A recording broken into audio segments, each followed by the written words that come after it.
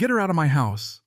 That's what Thomas barked, like his wife was an unwanted piece of furniture, pointing with a trembling finger voice, all wound up and hollow. Two bodyguards, big as barns, stood at the doorway, shooting each other a confused look. "Sir, are you sure?" one of them asked, glancing over at the woman just sitting there, cool as a breeze, sipping tea on the living room couch. Angela didn't even flinch. She just crossed her legs, looked them both right in the eye, and smiled. And that's when the air in the room changed. You ever see a man's blood drain from his face like someone yanked the plug? That's what happened to the taller guard when he realized who he was looking at. Wait, is this Angela Williams? The name dropped like thunder. Thomas froze mid-stride, half angry, half terrified. "How do you know her?" he managed, but the guards just stood there, suddenly silent. And what came next left his mouth hanging open. Look, before we get too deep, I'll tell you now, this isn't one of those stories where the little guy comes out on top. No, sometimes the queen's crown is invisible, but you'd better believe it's there. And some kings, they build their castles on sand. Thomas, he'd always been ambitious. Got himself a modest promotion at the logistics firm, nothing earth-shattering, just a new title and a view of a brick wall, but it went straight to his head. Suddenly, he wasn't just Thomas. No, now he was Mr. Thomas, a guy who puffed out his chest, handed out advice nobody asked for, and talked down to anybody who crossed his path. At home, he'd stomp through the door shoes in the middle of the carpet, hollering, "Angela, I'm home. Where's dinner?" And Angela, patient as a monk, would smile and serve up his plate, never once getting a thank you. Instead, she'd get too much salt again. "Didn't I tell you I'm watching my health?" And he'd look around their little house like it was an insult to his greatness, grumbling about how real men shouldn't live like this. You know, the type so caught up in what they think they deserve, they never see what's right in front of them. What Thomas never bothered to ask was who Angela used to be. He thought her silence meant she didn't have dreams of her own, but man, he couldn't have been more wrong. The changes in him came slow, like rust spreading over iron. Sarcasm turned to commands. A snide laugh became open disrespect. "Angela, I told you no leftovers. We're not peasants."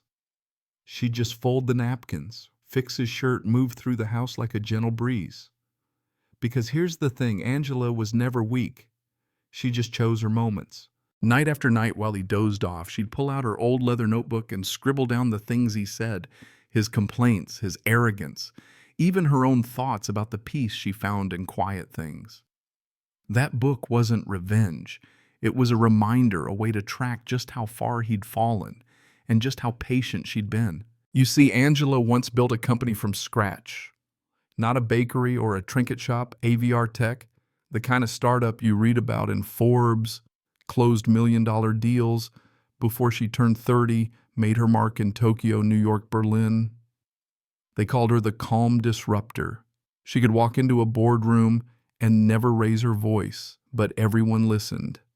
She left it all 1 year, stepped back, took her money, and gave the company to her friend Maria.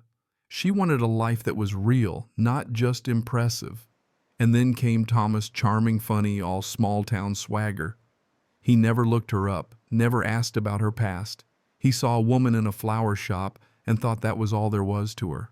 But as his ego swelled, her patience wore thin. She paid the bills when he lost his job. The house quietly transferred to her name 2 years before. Every utility, every mortgage check, even the car in his driveway, her silent doing.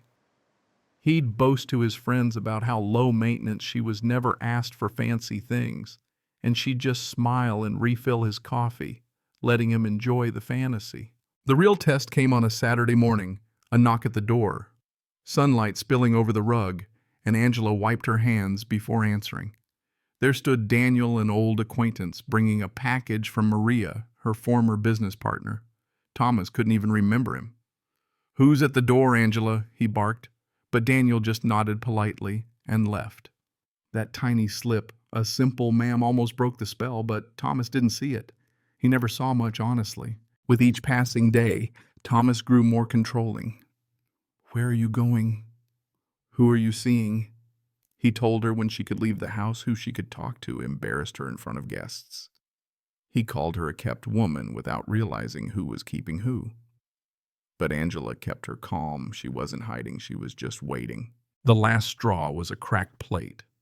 She dropped it by accident after dinner, and before the shards hit the sink, Thomas was there, red-faced, shouting about how she did nothing, contributed nothing. "Pack your things and leave," he ordered. Angela just smiled, a real knowing smile, and asked, "So that's your final decision?"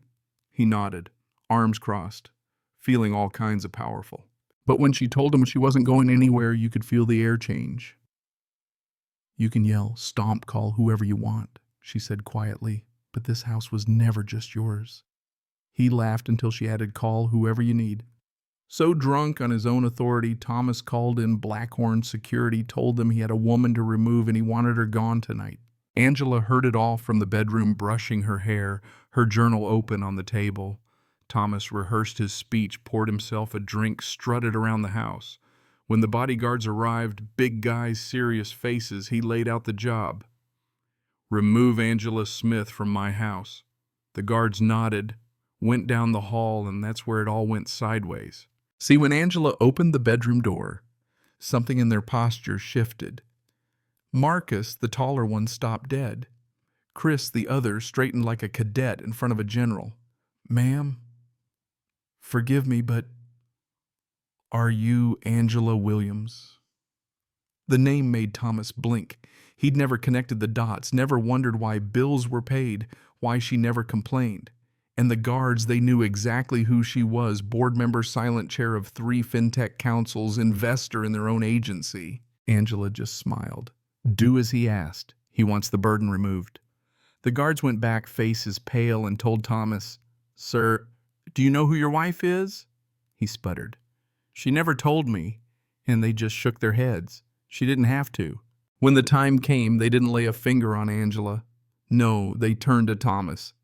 "You paid for an extraction, but the owner stays."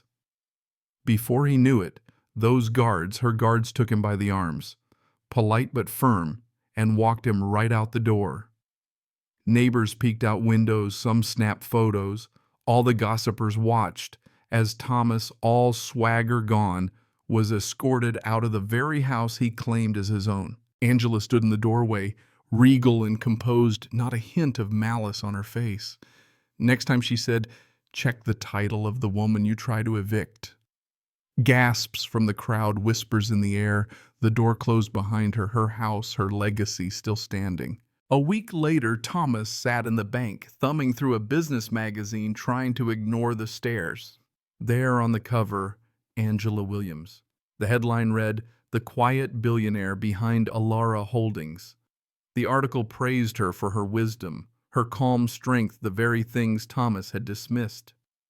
He closed the magazine and stared at nothing, the weight of truth pressing in on all sides. Angela never gloated, never mocked. She didn't have to. Sometimes greatness is quiet, and real power doesn't need an audience. And Thomas, well, he learned the hard way that pride always gets its bill with interest. So tell me who was right, who was wrong. Is silence weakness? Or is it just waiting for the right moment to roar? Drop a comment below, share your take, because maybe the world needs a few more stories where the quiet ones win. Xin chào các bạn, mình là Trinh, mình phụ trách viết content. Trên đây là những công việc của mình là mình. Você falou um negócio sério. It is cold, yeah. Next one? Alright. Thank you, man. Hey, if you guys have any trouble, let somebody know. Please. After the tree to hold on to. Yeah. Yeah, The fence.